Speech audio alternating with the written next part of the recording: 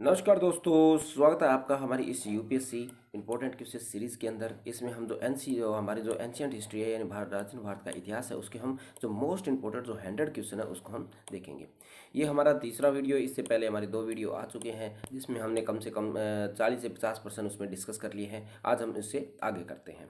ठीक है, इसमें हम जो ये वाली बुक है हमारी एक जो सबसे इंपॉर्टेंट मानी जाती है ओल्ड एनसीईआरटी है, जो कि काफ़ी महत्वपूर्ण है। ठीक है, तो चलिए शुरू करते हैं। तो पहला क्वेश्चन हमारा क्या कहता है, दक्कन क्षेत्र के संदर्भ में तो हमारा जो सातवाहन वाहन के संदर्भ में निम्नलिखित कथनों पर विचार कीजिए जो दक्कन क्षेत्र के अंदर रहते थे। तो कहता है भी सातवाहन जो राजा धार्मिक पुण्य प्राप्ति के हेतु बौद्धों और ब्राह्मणों को कर मुक्त भूमि अनुदान करने वाले क्या थे, प्रथम शासक थे। अगला कहता है जो सातवाहन राजाओं ने ब्राह्मण होने का दावा किया, लेकिन उन्होंने जो हमारी जो चतुर्थ वर्ण व्यवस्था को उन्होंने क्या किया था, अस्वीकार कर दिया था और सामाजिक समानता को क्या दिया था, उन्होंने बढ़ावा दिया था।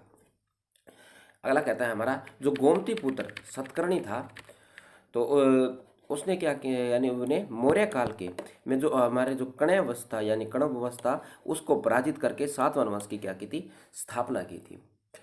तो पूछा गया इसमें से कौन सा कथन सही है, तो इसका हमारा जो पहला कथन है वो बिल्कुल सही है, बाकी जो दोनों कथन है वो हमारे क्या है, गलत हैं। तो राइट आंसर होता है हमारा इसका ए होता है। ठीक है, तो जो हमारे जो सातवाहन थे उन्होंने जो धर्मों को जो कर मुक्त भूमि देना सबसे पहला क्या किया था, उन्होंने ही शुरुआत की थी। और उन्होंने क्या किया, यानी जो इसमें सातवाहन व्यवस्था वह मूल रूप से क्या थी, दक्कन क्षेत्र में रहने वाली एक जनजाति थी। लेकिन उन्होंने क्या था कि जो खुद को क्या थे, जो ब्राह्मण होने का दावा किया था। उनमें सबसे प्रसिद्ध राजा था जिसका नाम था गोमती पुत्र सतकर्णी ने क्या कहा था भी स्वयं एक ब्राह्मण के रूप में अपने आप को वर्णित किया था। और उन्होंने क्या किया था, वो चतुर्थ वर्ण व्यवस्था थी यानी 4 वर्णों वाली जो व्यवस्था थी उनको पुनः स्थापित करने का दावा किया था। ठीक है, तो ऐसा नहीं था भी उन्होंने इसको स्वीकार कर दिया था, जबकि इसको दोबारा स्थापित करने का क्या किया था, उन्होंने दावा किया था। उसने यह भी दावा किया कि उसने विभिन्न सामाजिक व्यवस्थाओं के लोगों के बीच जो वर्ण संकरण यानी जो वर्णों के बीच में जो जाति का जो मिश्रण होता है को क्या किया, उसने समाप्त किया है। उसने वर्ण व्यवस्था यानी सामाजिक संरचना के जो चतुर्थ योजना विभाजन था हमारा को बनाए रखना अपना प्राथमिक कर्तव्य भी समझा था। इस हिसाब से दूसरा कथन हमारा गलत हो जाता है। ठीक, और जो हमारा जो तीसरा कथन कहता है उसमें कहा गया अभी जैसे जो भी लगभग हम जो प्रथम शताब्दी के मध्य तक जो सातवाहन जो वंश था वह भारतीय राजनीतिक परिदृश्य में क्या हो गया था, प्रमुख रूप से यानी उभरा था, यानी उस टाइम इसकी स्टार्टिंग थी। सातवाहन शासकों में सबसे जो महानतम शासक का नाम क्या था, गोमती पुत्र सतकर्णी था। और जो पश्चिमी भारत में जो शक शासक नवपान को पराजित कर सातवाहन साम्राज्य का विस्तार किया था और उसका श्रेय गोमती पुत्र सतकर्णी को ही जाता है। ठीक है, और जबकि सातवाहन के जो संस्थापक थे वह कौन थे, सिमुक थे। ठीक है, तो उसके जो संस्थापक कौन थे, सिमुक थे। तो इसमें पूछा गया संस्थापक थे, तो वह संस्थापक इसमें नहीं थे। जबकि गोमती पुत्र जो सतकर्णी थे वह उसके कह सकते हैं उनको, यानी इसके समय में सातवाहन जो वंश था वह काफ़ी यानी जो वो यह कह सकते हैं भी उभरा था। ठीक है, जबकि इसकी जो स्थापना की थी वो किसने की थी, हमारे सिमुक ने द्वारा की गई थी। ठीक, तो इसका जो राइट आंसर होता है वो होता है ए, इसका राइट आंसर है। चलिए नेक्स्ट क्वेश्चन पे। अगला क्वेश्चन क्या कहता है, संगम ग्रंथों और उनके विषयों के निम्नलिखित युग्मों पर विचार कीजिए। तो एक तरफ हमारे संगम ग्रुप ग्रंथ है, दूसरी तरफ उनके क्या है, विविष्य, वो किस चीज़ से संबंधित है। तो पहला कहता है हमारा जैसे तोल कापी, तोल जिसको कापियम, ये क्या था, दार्शनिक विचार और जो कि इनके जो सूक्तियाँ थी। तरुकलरोम, तरुकलरोम ये क्या थी, व्याकरण और काव्य था। उसके बाद में पूछा गया है जो मनी मेल मेल खाए, जो मनी मेल लाई ये क्या था, एक प्रकार का जो कावेलन तथा माधवी की पुत्री के साहित्यिक कार्य थे। तो पूछा गया कौन सा कथन हमारा सही है, तो इसका जो पहला कथन है वो हमारा गलत है, जबकि जो बाकी दोनों के दोनों कथन हमारे दूसरा कथन भी क्या हमारा सही गलत है, और जो तीसरा कथन है वो हमारा सही है। तो इसका जो राइट आंसर होता है वो है हमारा सी, इसका राइट आंसर होता है। ठीक है, तो जो हमारा जो संगम ग्रंथ था, जिसको हम एक प्रकार से जो हमारा जो उपदेशात्मक ग्रंथ के तौर पर मानते हैं, ये कोई धार्मिक ग्रंथ तो था नहीं। ज़्यादातर क्या था, प्राकृतिक और सांस्कृतिक भाषा में जो जाने वाले जो ब्राह्मण जो विद्वान थे उन्होंने इनके द्वारा ये संगम ग्रंथ लिखे गए थे। ठीक है, जो उपनिषद ये जो ग्रंथ थे ये कहीं न कहीं जो हमारी जो प्रारंभिक जो शताब्दी थी उसको उसके आसपास के ये ग्रंथ थे। इनमें क्या होता था, केवल राजा था या उनके दरबार या की नहीं, बल्कि विविध जो सामाजिक समूह था और व्यवसायिक वर्ग था उनके बारे में उनके लिए भी इन्होंने वो कह सकते हैं भी आचार नियम बनाए थे, उनके लिए नियम वगैरह भी बनाए थे।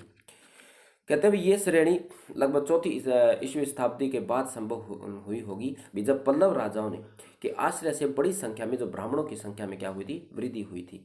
और ग्रंथों में जैसे ग्रामदान और राजाओं ने सूर्यवंश और चंद्रवंश का भी उल्लेख मिलता है। संगम ग्रंथ के अतिरिक्त इसके अंदर जो जिसको बोलते हैं तोल काव्यम नामक एक अन्य ग्रंथ है, जिसका विषय व्याकरण और काव्य से संबंधित है। ठीक है, तो ये हमारा जो तोल काव्यम है ये किससे, व्याकरण से संबंधित है। और जो तिरुकल्प है ये कौन सा है, हमारा दार्शनिक से संबंधित है। ठीक है, और यह क्या है, एक प्रकार का जो एक प्रकार का जो तमिल है, कौन सा, जो ये जैसे तिरुकल है ये कौन सा है, हमारा एक तमिल काव्य है। ठीक है, और जिसमें क्या क्या भी दार्शनिक विचारों को शुद्धि दी गई है। इसके अलावा भी हमारे जो दो और तमिल के जो प्रसिद्ध महाकाव्य है, जिसके एक तो हमारा जो शिल्पल्ली कालम और दूसरा है मणि मेखलाई। ठीक है, तो ये दोनों रचना ही लगभग इसी की छठी शताब्दी थी उसके आसपास ये रची गई थी।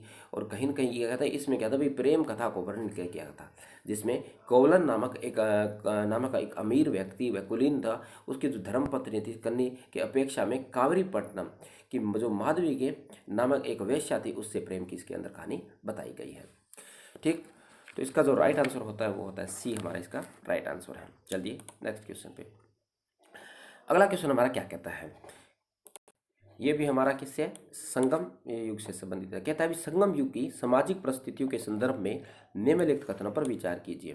पहला कहता है जो चोल थे और जो पांड्य थे, पांड्य हैं पाल नहीं, ठीक है, चोल और पांड्य दोनों के अधीन नागरिक व सैन्य पद धनिक किसानों या और जिसको हम वेलार बोलते थे द्वारा धारण किए जाते थे, ये किसान है। ठीक है, अगला कहता है जो पेरियार जो कृषक थे वो क्या थे, एक प्रकार के कृषक जो मजदूर थे, जो पशु चर्म से संबंधित कार्य करते थे और उनका इस्तेमाल कटाई के रूप में किया करते थे।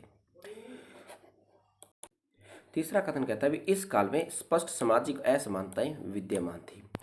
तो हमें बताना है भी कौन सा कथन इसमें से सही है। तो इसका जो राइट आंसर है वो हमारा सी, इसका राइट आंसर है 2 और 3 है। ठीक है, यहाँ पे 3 ये लिखा नहीं गया है।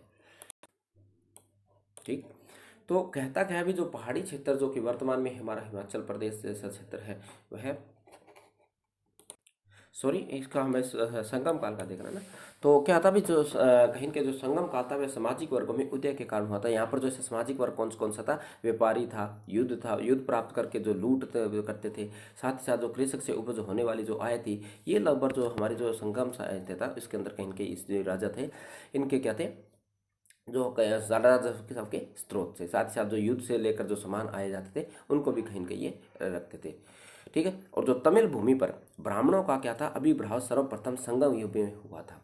ठीक है, तो जो अभिभ्राव मतलब जो ब्राह्मण इसमें पले फूले थे, ब्राह्मणों को कभी इसमें कभी भी कोई भी क्षति नहीं पहुंचाई गई थी। और कहीं कहीं शासकों ने क्या किया था, इनका पूर्ण रूप से संरक्षण किया था।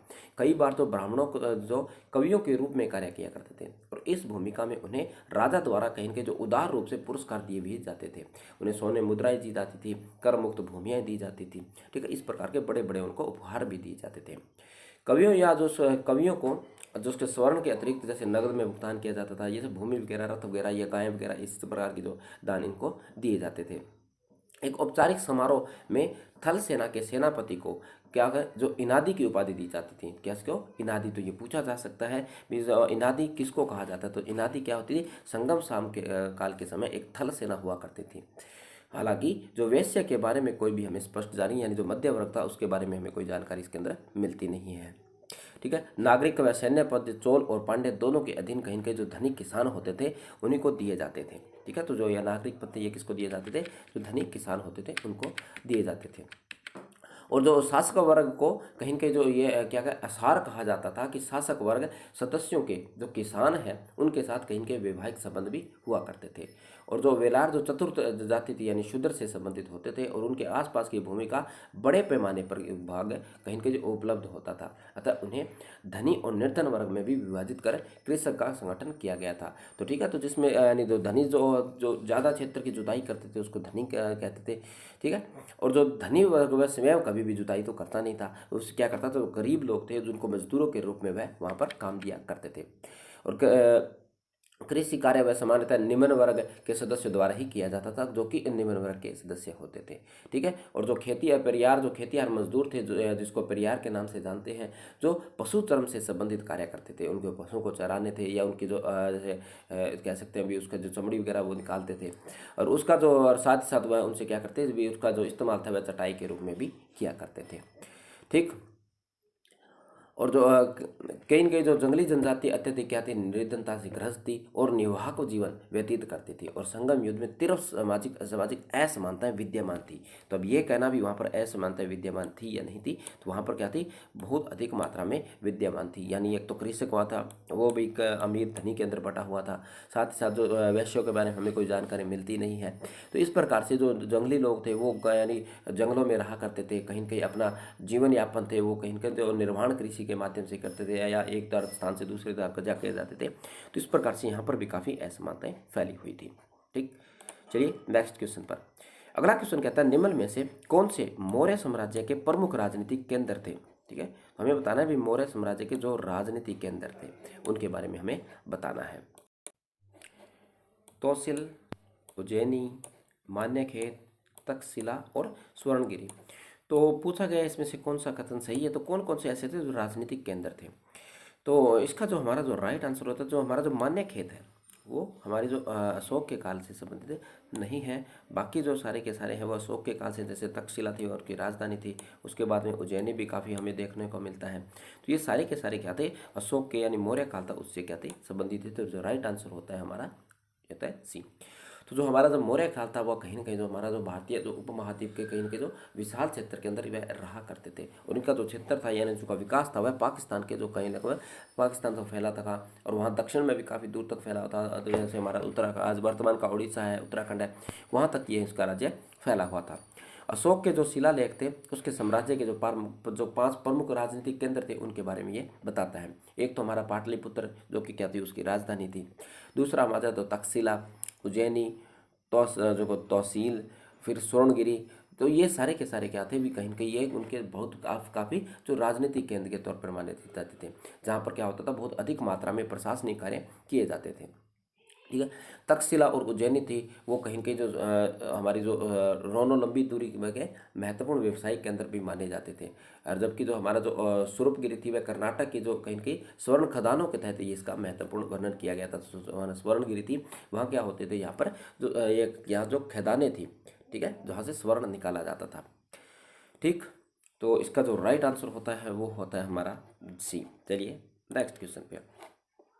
अगला क्वेश्चन क्या कहता है, भी मौर्य साम्राज्य के संदर्भ में निम्नलिखित कथनों पर विचार कीजिए। पहला कहता है भी मौर्य साम्राज्य की स्थापना चंद्रगुप्त मौर्य ने की थी। अगला कहता है जो गिरनाथ के सुदर्शन झील का निर्माण किसने करवाया था, मौर्य शासन के दौरान ही हुआ था। अगला है हमारा भारत, उत्तर भारत में मौर्य वंश के बाद जो शुंग वंश था उसकी क्या हुई थी, स्थापना हुई थी, या उसका शासन स्थापित हुआ था। तो पूछा गया इनसे में कौन सा कथन सही है, तो इसका जो राइट आंसर है वो है डी। डी इसका राइट आंसर है। तो जो हमें पता भी, जो मौर्य साम्राज्य की स्थापना चंद्रगुप्त मौर्य द्वारा लगभग 321 के आसपास की गई थी। 321 324 का काल माना जाता है इनका। ठीक है। तो इसके आसपास इन्होंने मौर्य साम्राज्य की स्थापना की थी, और किसको, जो हमारा जो नंद वंश था उसको हरा करके उसके इसकी स्थापना की थी। तो चंद्रगुप्त ने उत्तर पश्चिम के साथ साथ जो गंगा के जो मैदानों में और पश्चिमी भारत और दक्कन पर नियंत्रण स्थापित किया था। जो सुदर्शन झील का संबंध मौर्य काल से ही संबंधित है। जो रुद्रतामन था उसने जूनागढ़ शिलालेख में इसका उल्लेख हमें मिलता है। और जो मौर्य सम्राट जो चंद्रगुप्त मौर्य के समय चतुर्थ शताब्दी ईस्वी में सुदर्शन झील के रूप में एक जलाशय का निर्माण भी प्रारंभ किया गया था। तो ये हमने किसके अंदर, जो रुद्रतामन जो के अंदर, जो जूनागढ़ के अंदर जो अभिलेख है उसके अंदर हमें ये जानकारी मिलती है। कहते भी जो अशोक के शासनकाल के दौरान इसे पूरा होने में और दूसरी शताब्दी में इसके जो मरम्मत किए जाने के भी उल्लेख हमें इसके अंदर मिलते हैं। ठीक। और साथ ही साथ जो अशोक के पश्चात जो मौर्य साम्राज्य का जो तीव्र गति से क्या हुआ था, पतन हुआ था। और मौर्य वंश का वाले अंत उसके सेनापति क्या नाम था, पुष्यमित्र जो शुंग था, शुंग से संबंधित था, उसके द्वारा कहीं न कहीं किया गया था। और जो पुष्यमित्र जो शुंग ने लगभग 187 ईस्वी के अंदर, कब 187 ईस्वी पूर्व, ठीक है, तो ये पूर्व की ओर गिरे जाते हैं। तो इसमें मौर्य साम्राज्य को यानी जो जो वृहद था उसकी हत्या करके शुंग वंश की क्या की थी, स्थापना की थी। और ये किसने की थी, पुष्यमित्र के द्वारा की गई थी। किसको मार करके, बृहदत्त को मार करके। ठीक, तो राइट आंसर होता है हमारा इसका डी। चलिए नेक्स्ट क्वेश्चन पे। अगला क्वेश्चन हमारा क्या कहता है, निम्नलिखित शास्त्रीय संगीत जो हमारे शास्त्रीय संस्कृति साहित्य को उनकी रचना के कालक्रम में सर्वप्रथम से प्रारंभ करते हुए व्यवस्थित कीजिए। ठीक है, तो हमें बताना है जो जिस प्रकार से शास्त्रीय जो नृत्य होते थे उसके बारे में है, उसके जो कालक्रम किस प्रकार का उनका कालक्रम था उसके बारे में जो ये लिखा गया है उसके कालक्रम के आधार पर हमें क्या करना है, हमें बताना है। ठीक, तो पहला हमारा जो नाट्य शास्त्र, ये जो नाट्य शास्त्र था जो कि भरत मुनि द्वारा लिखा गया था, लगभग ये लिखा गया था पहली जो शताब्दी थी उसके आसपास, जिसके अंदर जो अभिनव था, नाट्यशालाएं थी, मुद्राएं थी, उनके बारे में क्या किया गया था, बताया गया था। तो पहला कब हुआ था हमारा, ये लगभग ये पहली शताब्दी के आसपास।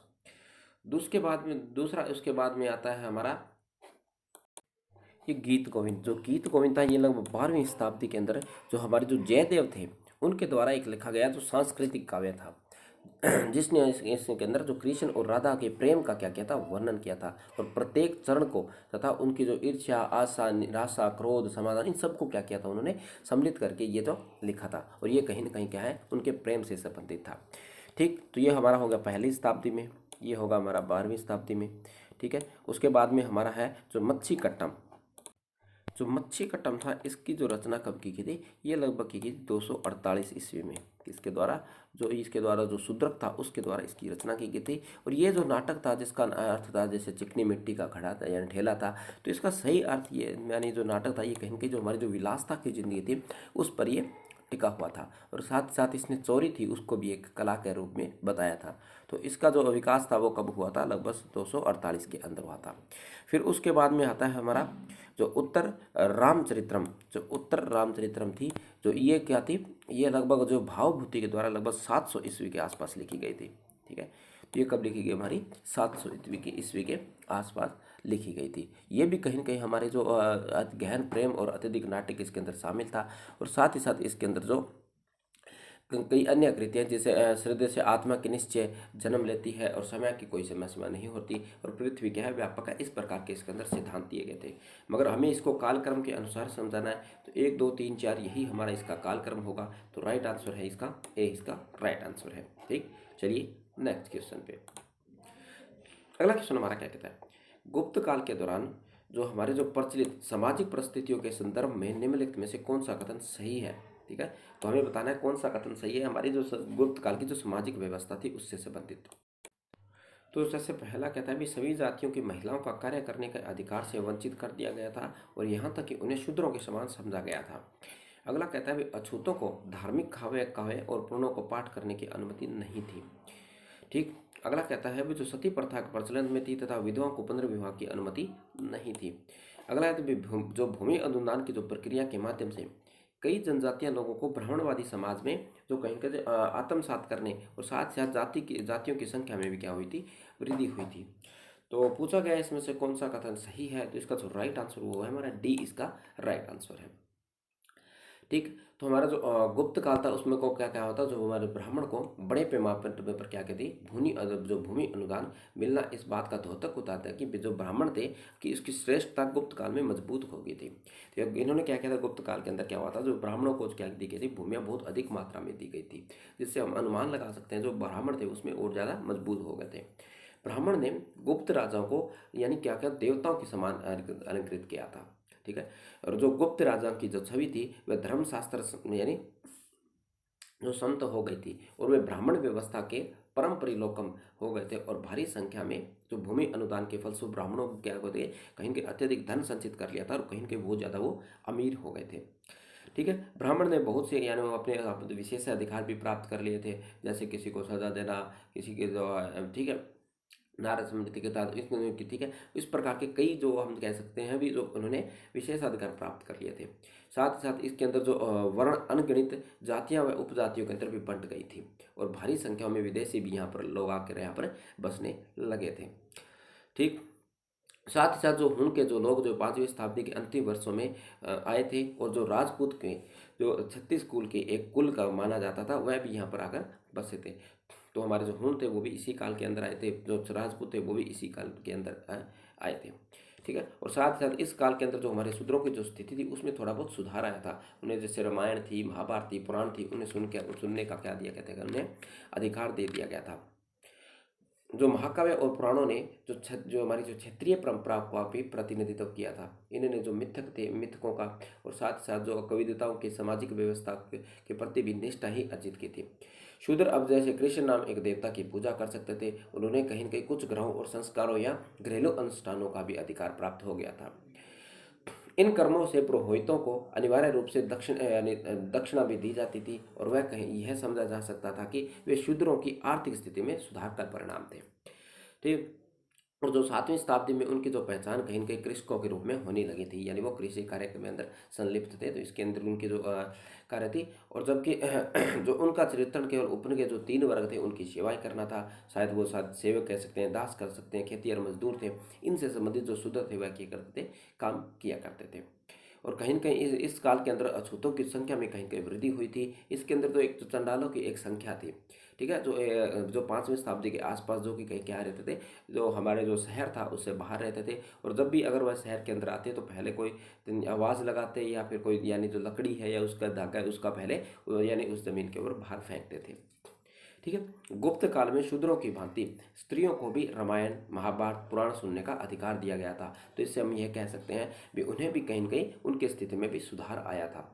और जो कहीं न कहीं उन्हें भी जैसे कृष्ण नाम जो व्यक्ति यानी कृष्ण की पूजन करने की अनुमति थी। हालांकि गुप्त काल से पूर्व तथा गुप्त काल में ही उच्च वर्णों की स्त्रियां क्या करती, स्वतंत्र जीवन निर्वाह करके साधन प्राप्त किया करती थी। ठीक, तो इसका जो राइट आंसर होता है वो हमारा डी इसका राइट आंसर होता है। चलिए नेक्स्ट क्वेश्चन पे, अगला क्वेश्चन क्या कहता है, कहता है गुप्त कालीन धार्मिक स्थिति के संदर्भ में निम्नलिखित कथनों पर विचार कीजिए। किसके बारे में, गुप्त काल। ठीक, तो कहता क्या है, पहला हमारा जो गुप्त काल में जो क्या कहते हैं, जो भगवत प्रथा, भगवत पंथ का उदय हुआ था। किसके, भगवत पंथ का, जो कि भगवान विष्णु व उनके अवतारों की पूजा की अर्चना के पर आधारित था। अगला कहता है गुप्त शासक हिंदू धर्म के कठोर अनुयायी थे। इन्होंने बड़ी संख्या में बुद्ध अनुयायियों पर क्या किया था, अत्याचार किया था। अगला है वितंत्रवाद के उदय के कारण हिंदू और बौद्ध धर्म देवी पूजन की प्रथा भी प्रारंभ हुई थी। तो पूछा गया इसमें से कौन सा कथन हमारा सही है, तो इसमें से जो दूसरा कथन है वो हमारा गलत होता है, बाकी दोनों कथन है वो क्या सही है। तो राइट आंसर होगा हमारा इसका सी, इसका राइट आंसर होता है। ठीक, तो हमारे जो गुप्त शासक का द्वारा ही हमारे जो भगवत पंथ था उसका क्या हुआ था, पर यानी जो उस पंथ था कहीं के उसके यहाँ पर उदय हुआ था। साथ ही साथ इनने अन्य जो धर्मों के प्रति भी सही सुनता दिखाई थी। चंद्रगुप्त द्वितीय और जो हर्षवर्धन के समय में ही भारत यात्रा पर आए जो चीनी यात्री कौन कौन से थे, एक तो फाह्यान आए थे और एक जो हेन त्यांग आए थे। चंद्रगुप्त द्वितीय के समय फाह्यान आए थे और जो हर्षवर्धन के समय हेन त्यांग आए थे। यात्रा के वृत्तांत में स्पष्ट रूप से वहाँ के जो बौद्ध किस प्रकार से उस क्षेत्र के अंदर बौद्धिक धर्म थी उसकी प्रगति के बारे में उन्होंने लिखा था। और अपने प्रारंभिक जीवन में ये था वो शैव मत को मानने वाले कहीं कहते के बावजूद हर्षवर्धन ने बौद्ध धर्म को भी स्वीकार किया था। इस धर्म का महान संरक्षण भी माना जाता है किसको, हर्षवर्धन को। उन्होंने महायान को लोकप्रिय बनाने के लिए कन्नौज में एक सभा का भी आयोजन किया था। उसे के शासनकाल के अंदर जो नालंदा बौद्ध धर्म की एक महायान शाखा था, जहाँ पर स्टडी करने के लिए कहीं न कहीं ये फाह्यान और जो हेन सांग थे ये दोनों के दोनों आए थे। हेन सांग के जो हेन सांग था उसके अनुसार यह कहा गया था यह जो नालंदा विश्वविद्यालय 100 गाँव के राजस्व से संचालित होता था। तो हम कह सकते हैं इसके पास कितनी अधिक धनराशि थी। और भगवान यानी जो भगवत मत में भगवान विष्णु और उसके अवतारों की पूजा और अर्चना पर आधारित था। इसमें वैदिक कर्मकांडों, बलि के स्थान पर भक्ति और अहिंसा पर बल दिया जाता था। और जो नया पंथ क्या था काफ़ी उदारवादी था और निम्न जातियों का भी इसमें अनुसरण करने की अनुमति इसके अंदर दी थी। ठीक है, और जो हमारा भगवत पंथ था उसमें मुख्य ग्रंथ कौन सी थी? भगवत गीता के अनुसार जब कोई व्यक्ति अधर्म करता है तो भगवान विष्णु मानव के रूप में जन्म लेते हैं और उनकी क्या करते हैं? रक्षा करते हैं। तो इस प्रकार की उसके अंदर क्या है? मान्यता बताई गई है। ठीक। तो बाकी इसका जो तीसरा कथन है वो भी क्या है? हमारा सही है। वो कहता है भी इसमें क्या है, जो ये था इसमें जैसे लिंग था, जाति था, आधारित भेदभाव नहीं किया जाता था। इसमें महिला और शूद्रों दोनों को ही महत्वपूर्ण स्थान प्राप्त था। इसमें स्त्री को शक्ति के और ऊर्जा का केंद्र माना गया था। तंत्र सिद्धांत में जैसे शैव वैष्णव के साथ साथ जो बौद्ध धर्म को भी प्रभावित किया था। और कहीं न कहीं इससे इनके परिणाम स्वरूप तो जो देवी पूजा थी वो भी क्या हो गई थी? धीरे धीरे आरंभ हो गई थी। तो राइट आंसर होता हमारा इसका सी। चलिए नेक्स्ट क्वेश्चन पे।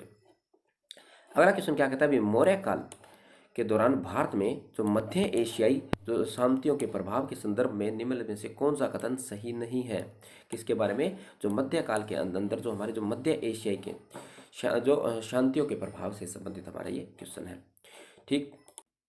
पहला कहता है शकों और कुषाणों ने मौर्य काल की तुलना में बेहतर अश्वरोही सेना की क्या किया था? प्रारंभ किया था। इसने जो शकों और कुषाणों की तरह में जो मौर्य काल था उसने जो उसके जो घोड़े थे वो कहीं न कहीं जो उच्च कह सकते हैं भी जो बेहतर थे उससे।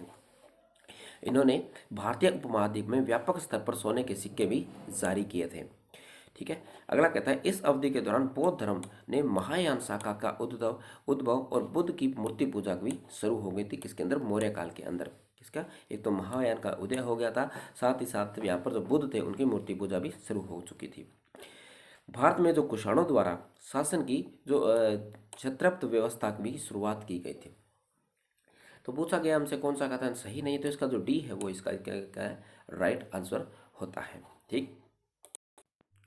तो ये क्या था? जो हमारा ये जो व्यवस्था थी ये कुषाणों ने शकों द्वारा अपनाई थी, न कि इसका क्या किया था? खुद प्रतिपादन किया था। जबकि इसकी शुरुआत किसने की थी? हमारे शक थे, उन्होंने की थी। तो इस व्यवस्था के अंदर होता क्या था भी? जो कहीं न कहीं जो हमारा जो क्षेत्रीय जो स्तर था उसके जो शासन के दिन जो लोग थे उनको क्या किया था? वंशा अनुघात दोहराते के शर्म में शुरुआत की थी। यानी जो आपका जो पद है वो आपको वंश के आधार पर अब आपको प्रदान कर दिया जाएगा। इस प्रकार के आपको इसके अंदर शुरुआत की गई थी। ठीक है। जैसे जो पिता का जो पद था वह पुत्र को दे दिया जाना। ठीक है। तो इससे क्या हुआ? जो कहीं न कहीं असमानता और ज़्यादा बढ़ गई थी। ठीक है। तो ये व्यवस्था इसका जिक्र करती थी। तो इसका जो राइट आंसर होता है वो होता है डी। चलिए नेक्स्ट क्वेश्चन पे।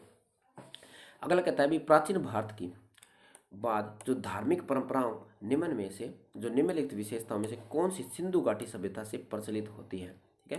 प्राचीन भारत के अंदर जो धार्मिक परंपरा थी उससे संबंधित, जैसे मूर्ति पूजा, मंदिर पूजा, वृक्ष पूजा या अनुष्ठान करना। ठीक। पूछा गया इसमें से कौन सा कथन हमारा सही है? तो इसका जो राइट आंसर है बी।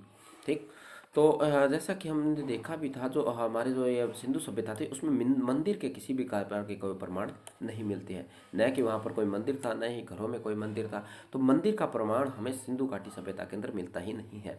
तो कैसे इससे क्या अपनाया जा सकता है? तो दूसरा हमारा गलत हो जाता है। तो आंसर मिले से एक कैंसिल होता है, बाकी इसमें से हो सकता है। बाकी तीनों के तीनों जी जो मूर्ति पूजा भी किया करते थे जिसमें हमें एक जो से एक योगी की मूर्ति मिली थी, उसके बाद वे वृक्ष की पूजा किया करते थे। साथ ही जो अनुष्ठान या स्नान ग्रह थे उनकी पूजा भी वह किया करते थे। ठीक है। तो इसका जो राइट आंसर होता है वो हमारा होता है सी, इसका राष्ट्र आंसर है। ठीक। तो सिंधु घाटी का जैसे सभ्यता थी उसके पतन के बाद भी लोग यानी जो आने वाले जो लोग थे उन्होंने क्या किया, उनकी कुछ सभ्यता को अपनाया था। ठीक है। तो सिंधु घाटी सभ्यता के अंदर हमने देखा है भी जो लदी हुई जो नारी थी, जो कांसे की बनी हुई मूर्ति थी, जो वह क्या हुई थी उसकी भी पूजा करते थे। इसमें शीर्ष पर विस्तृत क्या कहता प्रहद निकलित था। इन्हें जो इनके जो मातृ देवी की संज्ञा दी गई थी। ठीक है। साथ ही साथ हमें जो मोहन बोधोत्रो की हमने देखा जो पशुपति की जो मोहर थी वो हमें मिली थी। ठीक है। यौगिक मुद्रा मिली थी। यौगिक मुद्रा में जो बैठे हुए थे उनको भी कहीं के एक देवता के रूप में दर्शाया गया है। साथ ही साथ जो सिंधु घाटी लोग थे हम कह सकते हैं भी वो कहीं के मूर्ति पूजा भी किया करते थे।